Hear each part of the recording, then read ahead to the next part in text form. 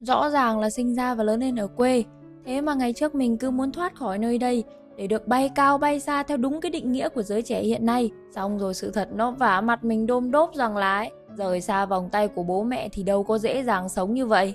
Nay thì mình xin nghỉ làm để về quê chơi, vừa tiện làm lại cái căn cước công dân luôn. Hôm đó thì em trai của mình nó cũng về, thế là mình bắt nó đưa mình đi. Làm phải chờ lâu nên là nó cũng phải vật vờ mãi mới đợi được mình làm xong. Thấy cũng tội nhưng mà thôi cũng kệ.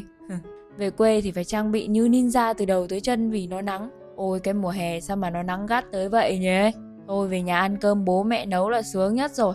Nay bố yêu còn làm cho mình hẳn nguyên con cá hấp xả này, thơm ngon nhức mũi luôn. Trộm vía mình bầu bí nhưng mà không nghén nên là ăn gì nó cũng cảm thấy ngon miệng hơn hẳn. Giờ mới thấy được là không đi đâu sướng bằng ở nhà, nhưng đời mà, vẫn phải mưu sinh kiếm sống bằng chính thực lực của mình thôi. Thôi thì giờ bỏ qua chuyện đó. Mời các bác cùng ăn cá hấp với mình nhá.